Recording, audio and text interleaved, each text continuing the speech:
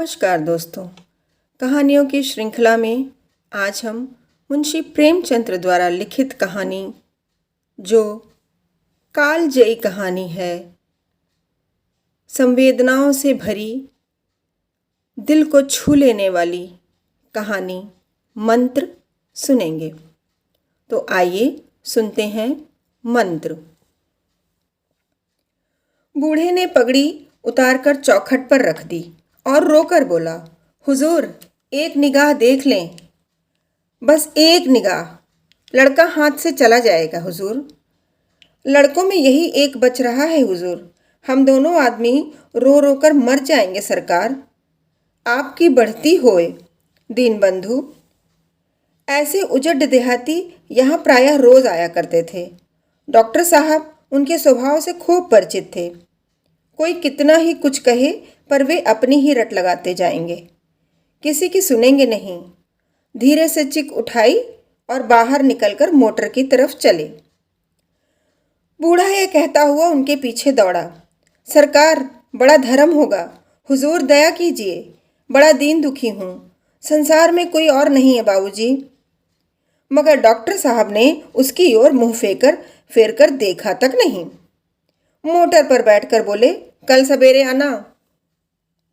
Motor चली गई। कई मिनट तक मूर्ति की भांति निश्चल खड़ा रहा।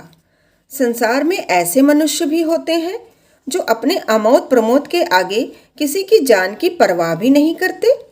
शायद इसका उसे अब भी विश्वास न आता था। सभ्य संसार इतना निर्मम, इतना कठोर है, इसका ऐसी मर्मभेदी अनुभव अब तक न हुआ था। वह उन पुराने जमाने के जीवों में था जो लगी हुई आग को बुझाने, मुर्दे को कंधा देने, किसी के छप्पर को उठाने और किसी कलह को शांत करने के लिए सदैव तैयार रहते थे। जब तक बूढ़े को मोटर दिखाई दी, वे खड़ा टकटकी लगाए उस ओर ताकता रहा। शायद उसे अब भी डॉक्टर साहब के लौट आने की आशा थी। फिर उसने कहारों से डोली उठाने को कहा। डोली जिधर से आई थी उधर ही चली गई। चारों ओर से निराश होकर वह चड्ढा के पास आया था। इनकी बड़ी तारीफ सुनी थी। यहाँ से निराश होकर फिर वह किसी दूसरे डॉक्टर के पास न गया। किस्मत ठोंक ली। उसी रात को उसका हंसता खेलता 7 साल का बालक अपनी बाल लीला समाप्त करके इस संसार से सिधार गया।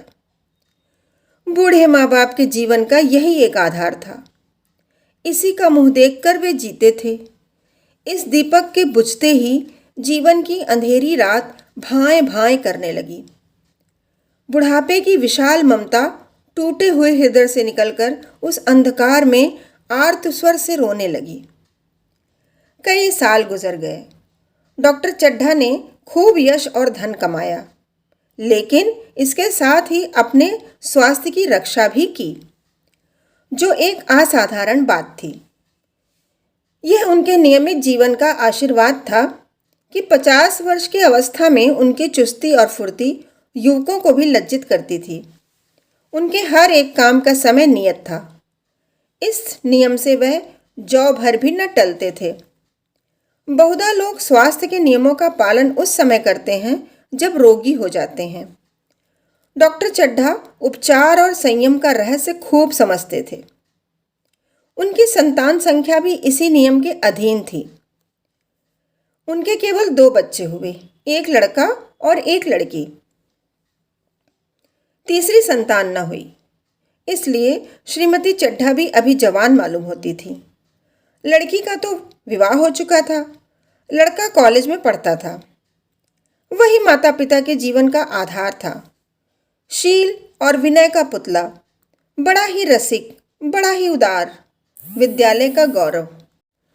विनय का पुतला, बड़ा ही रसिक, बड़ा ही उदार, विद्यालय का गौरव, युवक समाज की शोभा। मुखमंडल से तेज की छटा सी निकलती थी। आज उसी की 20वीं सालगिरह थी। संध्या का समय था।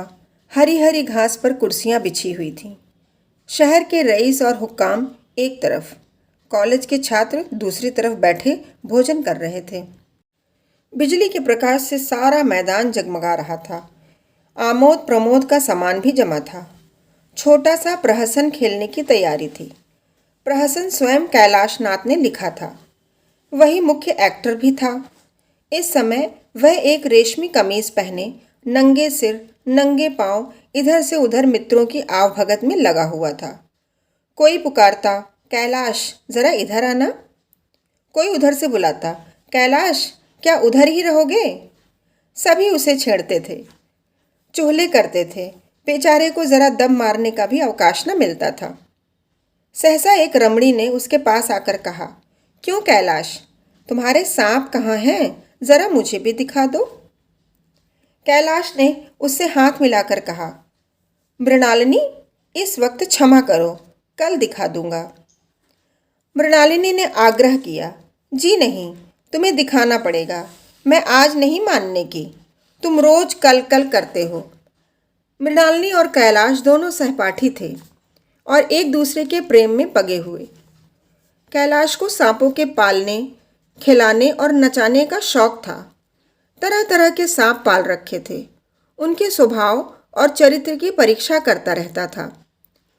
थोड़े दिन हुए उसने विद्यालय में सांपों पर एक मार्के का व्याख्यान भी दिया था। यह विद्या उसने एक बूढ़े सपेरे से सीखी थी। सांपों की जड़ी बूटियां जमा करने का उसे मर्ज था।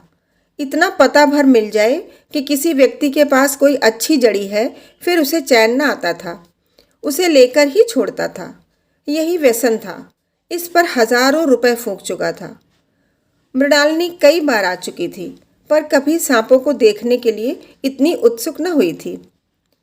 कह नहीं सकते आज उसकी उत्सुकता सचमुच जाग गई थी, या वह कैलाश पर अपने अधिकार का प्रदर्शन करना चाहती थी, पर उसका आग्रह बेमौका था।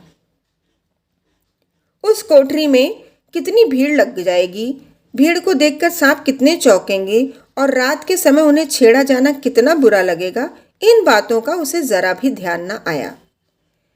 कैलाश ने कहा, नहीं, कल जरूर दिखा दूंगा। इस वक्त अच्छी तरह दिखा भी न सकूंगा। कमरे में तिल रखने की भी जगह न मिलेगी। एक महाशय ने छेड़कर कहा, दिखा क्यों नहीं देते? जरा सी बात के लिए इतना टाल मटोल कर रहे हो। मिस गोविंद, हरगिज न मानना, देखें कैसे नहीं दिखाते। दूसरे महाशय ने और रद्दा चढ़ाया, मिस गोविंद इतनी सीधी और भोली हैं, तभी आप इतना मिजाज करते हैं। दूसरी सुंदरी होती तो इसी बात पर बिगड़ खड़ी होती। तीसरे साहब ने मजाक उड़ाया, अजी बोलना छोड़ देती, भला कोई बात है? इस पर आपका दावा है कि मृणालिनी के लिए जान हाजिर है। मृणालिनी ने देखा कि ये शोहदे उसे रंग पर चढ़ा रहे हैं, तो बोली, आप लोग मेरी वकालत न करें, मैं खुद अपनी वकालत कर लूँगी। मैं इस वक्त सांपों का तमाशा नहीं देखना चाहती। चलो, छुट्टी हुई। इस पर मित्रों ने ठहाका लगाया। एक साहब बोले, देखना तो आप सब कुछ चाहें, पर कोई दिखाए भी तो। कैलाश को मृणालिनी की झेपी हुई सूरत देखकर मालूम हुआ कि इस वक्त उसका इनकार वास्तव में उसे बुरा लगा है। ज्यों ही प्रीतिभोज समाप्त हुआ और गाना शुरू हुआ, उसने मृणालिनी और अन्य मित्रों को सांपों के दरबे के सामने ले जाकर महुअर बजाना शुरू किया। फिर एक एक खाना खोलकर एक एक सांप को निकालने लगा। वाह, क्या कमाल था! ऐसा जान पड़ता था कि वे कीड़े उसकी एक एक बात, उसके मन का एक एक भाव समझते हैं। किसी को उठा लिया, किसी को गर्दन में डाल लिया, किसी को हाथ में लपेट लिया। मृणालिनी बार बार मना करती कि उन्हें गर्दन में न डालो, दूर ही से दिखा दो, बस जरा नचा दो। कैलाश की गर्दन में सांपों को लिपटते देख उसकी जान निकल जाती थी। पछता रही थी कि मैंने व्यर्थ ही इनसे सांप दिखाने को कहा, मगर कैलाश एक न सुनता था। प्रेमिका के सम्मुख अपने सर्प कला का प्रदर्शन ऐसा अवसर पाकर वह कब चूकता। एक मित्र ने टीका की, दांत तोड़ डाले होंगे। कैलाश हंसकर बोला, दांत तोड़ डालना मदारियों का काम है, किसी के दांत नहीं तोड़े गए हैं, कहिए तो दिखा दूं। कहकर उसने एक काले सांप को पकड़ लिया और बोला, मेरे पास इससे बड़ा और जहरीला सांप दूसरा नहीं है। अगर किसी को काट ले तो आदमी आनन फानन में मर जाए, लहर भी ना आए। इसके कांटे का मंत्र नहीं, इसके दांत दिखा दूं? मृणालिनी ने उसका हाथ पकड़कर कहा, नहीं नहीं कैलाश, ईश्वर के लिए उसे छोड़ दो, तुम्हारे पैर पड़ती हूँ। इस पर एक दूसरे मित्र बोले, मुझे तो विश्वास नहीं आता, लेकिन तुम कहते हो तो मान लूंगा। कैलाश ने सांप की गर्दन पकड़कर कहा, नहीं साहब, आप आंखों से देख कर मानिए। दांत तोड़कर वश में किया तो क्या किया। सांप बड़ा समझदार होता है। अगर उसे विश्वास हो जाए कि इस आदमी से मुझे कोई हानि न पहुंचेगी तो वह उसे हरगिज न काटेगा।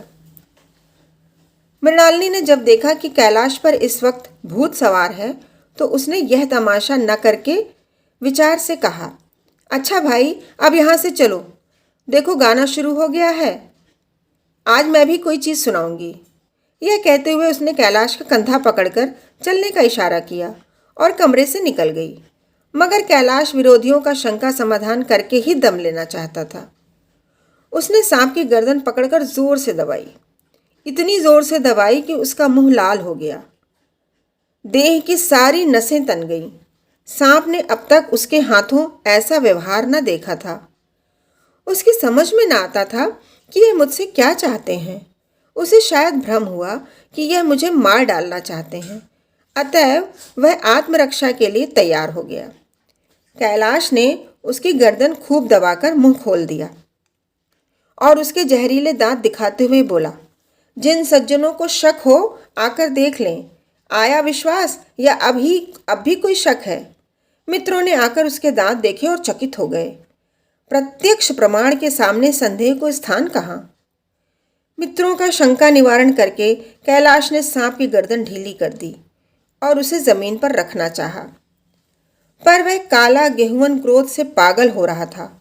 गर्दन नरम पड़ते ही उसने सिर उठाकर कैलाश की उंगली में जोर से काटा और वहां से भागा। कैलाश की उंगली से टप टप खून टपकने लगा। उसने जोर से उंगली दबा ली और अपने कमरे की तरफ दौड़ा। वहां मेज की दराज में एक जड़ी रखी हुई थी, जिसे पीसकर लगा देने से घातक विष भी रफू हो जाता था। मित्रों में हलचल बढ़ गई। बाहर महफिल में भी खबर हुई। डॉक्टर साहब घबराकर दौड़े। फौरन उंगली की जड़ कसकर बांधी गई और जड़ी पसीने पीसने के लिए दी गई। डॉक्टर साहब जड़ी के कायल न थे। वह उंगली का डसा भाग नश्तर से काट देना चाहते थे, मगर कैलाश को जड़ी पर पूर्ण विश्वास था। मृणालिनी पियानो पर बैठी हुई थी। यह खबर सुनते ही दौड़ी और कैलाश की उंगली से टपकते हुए खून को रुमाल से पोंछने लगी। जड़ी पीसी जाने लगी, पर उसी 1 मिनट में कैलाश की आंखें झपकने लगी। होठों पर पीलापन दौड़ने लगा, यहाँ तक कि वह खड़ा न रह सका, फर्श पर बैठ गया। सारे मेहमान कमरे में जमा हो गए। कोई कुछ कहता था, कोई कुछ। इतने में जड़ी पीसकर आ गई। मृणालिनी ने उसकी उंगली पर लेप किया। 1 मिनट और बीता। कैलाश की आंखें बंद हो गईं। वह लेट गया और हाथ से पंखा झेलने का इशारा किया। माँ ने दौड़कर उसका सिर गोद में रख लिया और बिजली के टेबल फैन लगा दिया। डॉक्टर साहब झुककर पूछा, कैलाश, कैसी तबीयत है? कैलाश ने धीरे से हाथ उठा दिया, मगर कुछ बोल न सका। मृणालिनी ने करुण स्वर में कहा, क्या जड़ी कुछ असर न करेगी? डॉक्टर साहब ने सिर पकड़कर कहा, क्या बताऊं, मैं इसकी बातों में आ गया। अब तो नश्तर से भी कुछ फायदा न होगा। आधा घंटे तक यही हाल रहा। कैलाश की दशा प्रतिक्षण बिगड़ती जाती थी, यहाँ तक कि उसकी आंखें पथरा गईं, हाथ पांव ठंडे हो गए। मुख की कांति मलिन पड़ गई। नाड़ी का कहीं पता नहीं। मौत के सारे लक्षण दिखाई देने लगे। घर में कोहराम मच गया। मृणालिनी एक ओर सिर पीटने लगी। माँ अलग पछाड़े खाने लगी। डॉक्टर चड्ढा को मित्रों ने पकड़ लिया, नहीं तो वह नश्तर अपनी गर्दन पे मार लेते।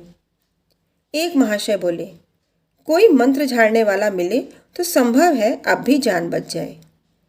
एक मुसलमान सज्जन ने इसका समर्थन किया। अरे साहब, कब्र में पड़ी हुई लाशें जिंदा हो गई हैं, ऐसे ऐसे बाकमाल पड़े हुए हैं। डॉक्टर चड्ढा बोले, मेरी अक्ल पर पत्थर पड़ गया था कि इसकी बातों में आ गया। नश्तर लगा देता तो यह नौबत नहीं आती। बार बार समझाता रहा कि बेटा सांप ना पालो, मगर कौन सुनता था। बुलाइए किसी झाड़ फूंक करने वाले को ही बुलाइए, मेरा सब कुछ ले ले, मैं अपनी सारी जायदाद उसके पैरों पर रख दूंगा। लंगोटी बांधकर घर से निकल जाऊंगा, मगर मेरा कैलाश, मेरा प्यारा कैलाश उठ बैठे। ईश्वर के लिए किसी को बुलवाइए। एक महाशय का किसी झाड़ने वाले से परिचय था। वह दौड़कर उसे बुला लाए, मगर कैलाश की सूरत देखकर उसे मंत्र चलाने की हिम्मत न पड़ी। बोला, अब क्या हो सकता है सरकार, जो कुछ होना था हो चुका। अरे मूर्ख, यह क्यों नहीं कहता कि जो कुछ न होना था हो चुका। जो कुछ होना था वह कहाँ हुआ। माँ बाप ने बेटे का सेहरा कहाँ देखा। मृणालिनी का कामना तरु क्या पल्लव और पुष्प से रंजित हो उठा। मन के वह स्वर्ण स्वप्न जिनसे जीवन आनंद का स्रोत बना हुआ था, क्या पूरे हो गए। जीवन के नृत्यमय तारिका मंडित सागर में आमोद की बहार लूटते हुए क्या उसकी नौका जलमग्न नहीं हो गई। जो न होना था वह हो गया। वह हरा भरा मैदान, वही हरा भरा मैदान था, वही सुनहरी चांदनी एक निःशब्द संगीत की भांति प्रकृति पर छाई हुई थी।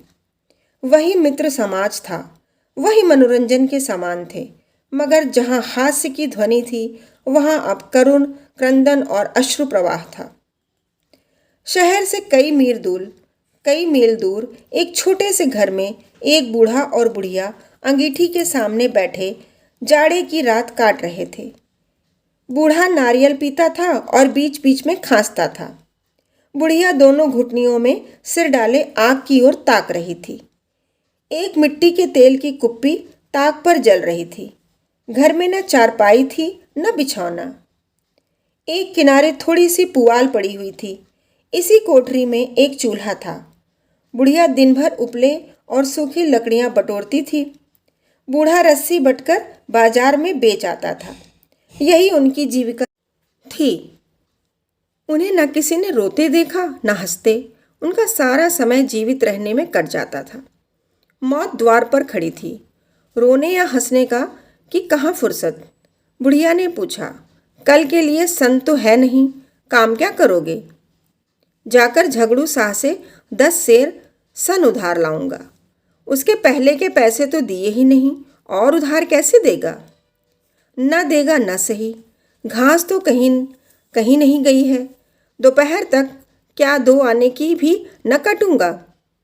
इतने में एक आदमी ने द्वार पर आवाज़ दी, भगत भगत, क्या सो गए, जरा किवाड़ा खोलो। भगत ने उठकर किवाड़ खोल दिए। एक आदमी ने अंदर आकर कहा, कुछ सुना, डॉक्टर चड्ढा बाबू के लड़के को सांप ने काट लिया।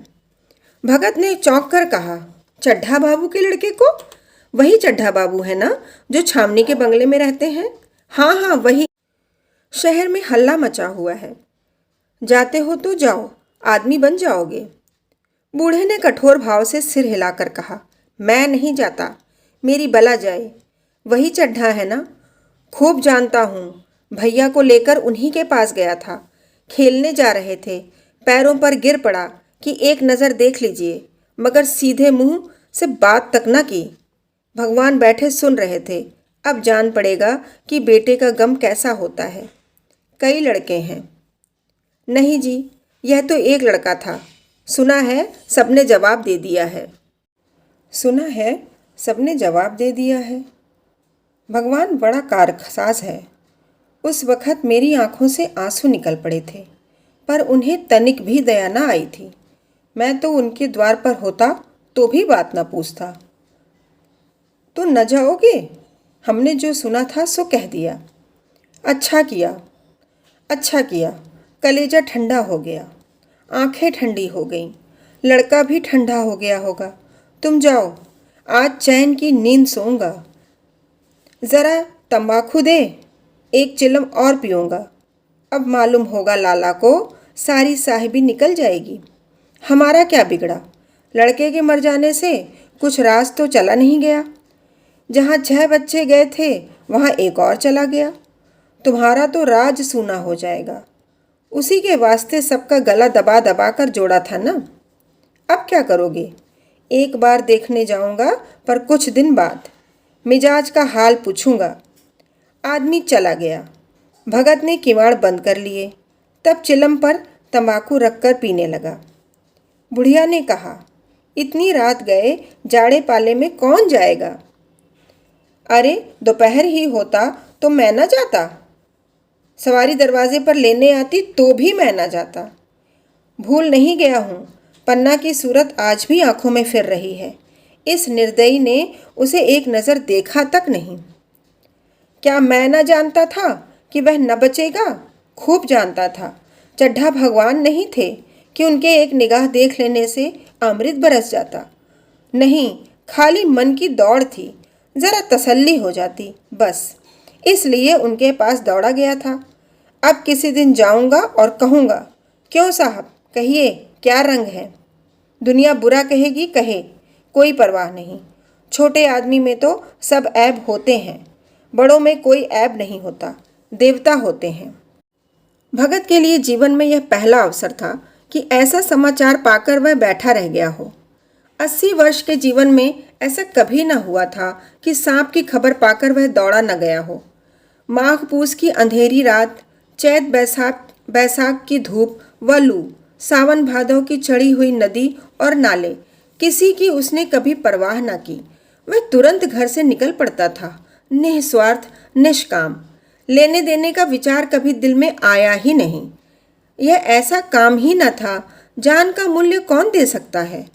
यह एक पुण्य कार्य था।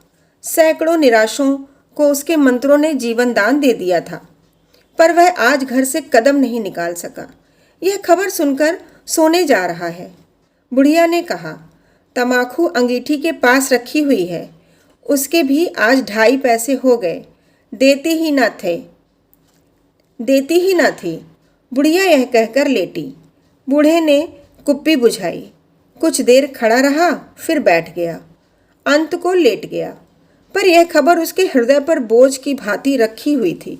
उसे मालूम हो रहा था उसकी कोई चीज़ खो गई है, जैसे सारे कपड़े गीले हो गए हैं या पैरों में कीचड़ लगा हुआ है, जैसे उसके मन में कोई बैठा हुआ उसे घर से निकालने के लिए कुरेद रहा है। बुढ़िया ज़रा देर में खर्राटे लेने लगी। बूढ़े बातें करते करते सोते हैं और ज़रा सा खटका होते ही जागते हैं। तब भगत उठा, अपनी लकड़ी उठा ली और धीरे से किवाड़ खोले। बुढ़िया ने पूछा, कहाँ जाते हो? कहीं नहीं, देखता हूँ कितनी रात है। अभी बहुत रात है, सो जाओ। नींद नहीं आती? नींद काहे को आएगी, मन तो चड्ढा के घर पर लगा हुआ है। चड्ढा ने मेरे साथ कौन सी नेकी कर दी है जो वहाँ जाऊँ? वह आकर पैरों पड़े तो भी न जाऊँ। उठें तो तुम इसी इरादे से हो। नहीं री, ऐसे पागल नहीं हूँ कि जो मुझे कांटे बोए उसके लिए फूल बोता फिरूं। बुढ़िया फिर सो गई। भगत ने किवाड़ लगा दिए और फिर आकर बैठा, पर उसके मन की कुछ ऐसी दशा थी जो बाजे की आवाज़ कान में पड़ते ही उपदेश सुनने वालों की होती है। आंखें चाहे उपदेशक की ओर हों, पर कान बाजे ही की ओर होते हैं। दिल में भी बाजे की ध्वनि गूंजती रहती है। शर्म के मारे जगह से नहीं उठता। निर्दयी प्रतिघात का भाव भगत के लिए उपदेशक था, पर हृदय उस अभागे युवक की ओर था जो इस समय मर रहा था, जिसके लिए एक एक पल का विलंब घातक था। उसने फिर किवाड़ खोले, इतने धीरे से कि बुढ़िया को खबर न हुई। बाहर निकल आया। उसी वक्त गांव का चौकीदार गश्त लगा रहा था। बोला, कैसे उठे भगत? आज तो बड़ी सर्दी है, कहीं जा रहे हो क्या? भगत ने कहा, नहीं जी, जाऊंगा कहाँ, देखता था अभी कितनी रात है, भला कै बजे होंगे? चौकीदार बोला, 1 बजा होगा और क्या। अभी थाने से आ रहा था तो डॉक्टर चड्ढा बाबू के बंगले पर भीड़ लगी हुई थी। उनके लड़के का हाल तो तुमने सुना होगा, कीड़े ने छू लिया है। चाहे मर भी गया हो, तुम चले जाओ तो शायद बच जाए। सुना है 10,000 देने को तैयार है। भगत, मैं तो ना जाऊं, चाहे वह 10 लाख भी दें। मुझे 10,000 या 10 लाख लेकर करना क्या है? कल मर जाऊंगा, फिर कौन भोगने वाला बैठा हुआ है? चौकीदार चला गया। भगत ने आगे पैर बढ़ाया। जैसे नशे में आदमी की देह अपने काबू में नहीं रहती, पैर कहीं रखता है, पड़ता कहीं है, कहता कुछ है, जबान से निकलता कुछ है। वही हाल इस समय भगत का था। मन में प्रतिकार था, पर कर्म मन के अधीन न था।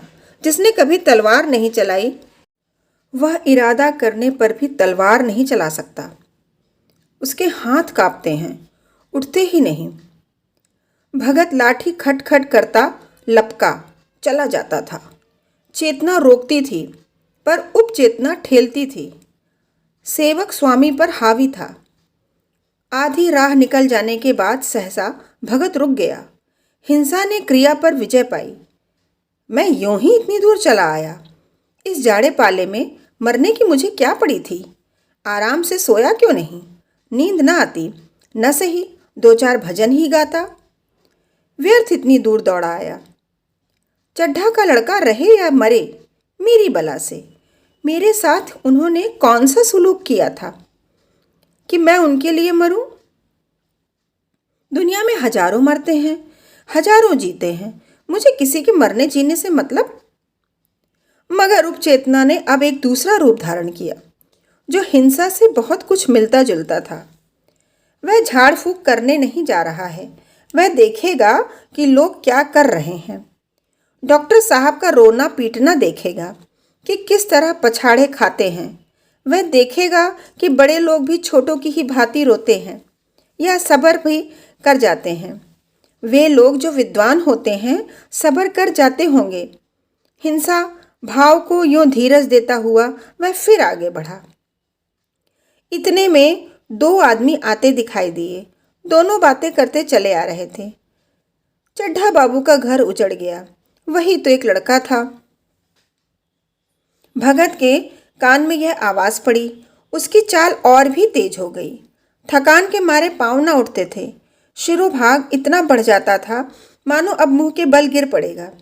इस तरह वह कोई 10 मिनट चला होगा कि डॉक्टर साहब का बंगला नजर आया। बिजली की बत्तियां जल रही थीं, मगर सन्नाटा छाया हुआ था। रोने पीटने की आवाज़ भी न आती थी। भगत का कलेजा धक धक करने लगा। कहीं मुझे बहुत देर तो नहीं हो गई? वह दौड़ने लगा। अपनी उम्र में वह इतना तेज कभी न दौड़ा था।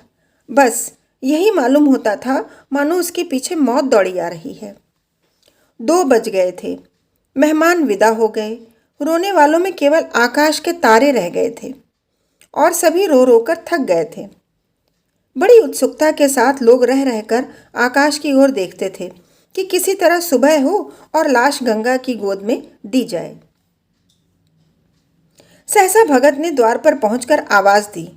डॉक्टर साहब समझे कोई मरीज आया होगा। किसी और दिन उन्होंने उस आदमी को दुत्कार दिया होता, मगर आज बाहर निकल आए। देखा एक बूढ़ा आदमी खड़ा है, कमर झुकी हुई, पोपला मुंह, भौहें तक सफ़ेद हो गई थीं। लकड़ी के सहारे कांप रहा था। बड़ी नम्रता से बोले, क्या है भाई? आज तो हमारे ऊपर ऐसी मुसीबत पड़ गई है कि कुछ कहते नहीं बनता। फिर कभी आना। इधर 1 महीना तक तो शायद मैं किसी मरीज को न देख सकूंगा। भगत ने कहा, सुन चुका हूँ बाबूजी, इसीलिए आया हूँ। भैया कहाँ है? ज़रा मुझे दिखा दीजिए। भगवान बड़ा कारसाज है, मुर्दे को जिला सकता है। कौन जाने अब भी उसे दया आ जाए। चड्ढा ने व्यथित स्वर में कहा, चलो देख लो, मगर 3-4 घंटे हो गए। जो कुछ होना था हो चुका। बहुतेरे झाड़ने फूकने वाले देख देख कर चले गए। डॉक्टर साहब को आशा तो क्या होती, हाँ बूढ़े पर दया आ गई। अंदर ले गए। भगत ने लाश को 1 मिनट तक देखा, तब मुस्कुराकर बोला, अभी कुछ नहीं बिगड़ा है बाबूजी। वह नारायण चाहेंगे तो आधा घंटे में भैया उठ बैठेंगे। आप नाहक दिल छोटा कर रहे हैं। जरा कहारों से कहिए पानी तो भरे। कहारों ने पानी भर भर कर कैलाश को नहलाना शुरू किया। पाइप बंद हो गया था। कहारों की संख्या अधिक न थी, इसलिए मेहमानों ने अहाते के बाहर कुएं से पानी भर भर कर कहारों को दिया। मृणालिनी कलसा लिए पानी ला रही थी। बूढ़ा भगत खड़ा मुस्कुरा मुस्कुराकर मंत्र पढ़ रहा था, मानो विजय उसके सामने खड़ी है। जब एक मंत्र समाप्त हो जाता तब वह एक जड़ी कैलाश को सुंघा देता। इस तरह न जाने कितने घड़े कलश के कैलाश के सिर पर डाले गए और न जाने कितनी बार भगत ने मंत्र फूका। आखिर जब उषा ने अपनी लाल लाल आंखें खोली तो कैलाश की भी लाल लाल आंखें खुल गईं। एक क्षण में उसने अंगड़ाई ली और पानी पीने को मांगा। डॉक्टर चड्ढा ने दौड़कर नारायणी को गले लगा लिया। नारायणी दौड़कर भगत के पैरों पर गिर पड़ी और मृणालिनी कैलाश के सामने आंखों से में आंसू भरे पूछने लगी, अब कैसी तबीयत है? एक क्षण में चारों तरफ खबर फैल गई। मित्रगण मुबारकबाद देने आने लगे। डॉक्टर साहब बड़े श्रद्धा भाव से हर एक के सामने भगत का यश गाते फिरते थे। सभी लोग भगत के दर्शनों के लिए उत्सुक हो उठे, मगर अंदर जाकर देखा तो भगत का कहीं पता न था। नौकरों ने कहा, अभी तो यहीं बैठे चिलम पी रहे थे। हम लोग तमाकू देने लगे तो नहीं ली, अपने पास से तम्बाकू निकालकर भरी। यहाँ तो भगत की चारों ओर तलाश होने लगी और भगत लपका हुआ घर चला जा रहा था कि बुढ़िया के उठने के पहले पहुंच जाऊं। जब मेहमान लोग चले गए तो डॉक्टर साहब ने नारायणी से कहा, बुढ़ा न जाने कहाँ चला गया, एक चिलम तम्बाकू का भी रवादार ना हुआ।